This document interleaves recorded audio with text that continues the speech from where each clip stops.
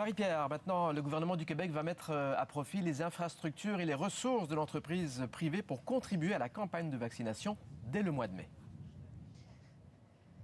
C'est ce qu'a annoncé le ministre de la Santé, Christian Dubé, ce matin dans une conférence de presse à Montréal. Il recherche entre 25 et 50 entreprises pour participer à l'effort de guerre. Vous savez, en ce moment, il y a le réseau de la santé qui contribue avec ses cliniques de vaccination. Il y a aussi les pharmaciens dans la région de Montréal. Et à partir de début mai, bien, les entreprises seront mises à contribution. Oui, les employés de ces entreprises seront vaccinés, mais aussi leurs familles et la communauté aux alentours. Ce sera les entreprises qui devront assumer la mise sur pied des pôles de vaccination, mais selon le ministre de la Santé, il y a de grands avantages à contribuer. On va l'écouter.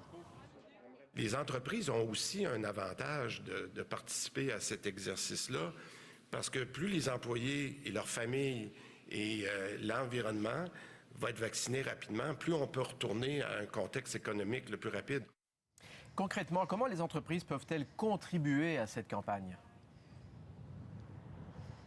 Deux façons de fournir du personnel ou de l'espace. Pour les entreprises qui veulent fournir de l'espace, bien, elles devront être en mesure de vacciner entre 15 000 et 25 000 personnes dans une période de 3 mois. Ces entreprises devront aussi avoir un espace assez grand, là, environ 10 000 pieds carrés. On va entendre le PDG de la Fédération des chambres de commerce du Québec.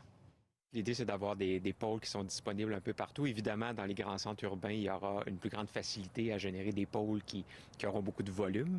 Mais de toute évidence, là, dans toutes les régions du Québec, on aura besoin de l'apport du privé pour compléter ce que fait le public et les pharmaciens.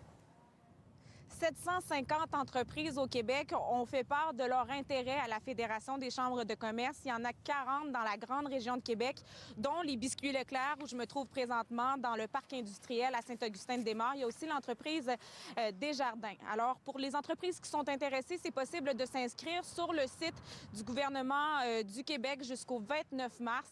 Et les entreprises sélectionnées seront annoncées le 5 avril. Merci Marie-Pierre. Au Québec, maintenant, les chiffres ont enregistré 700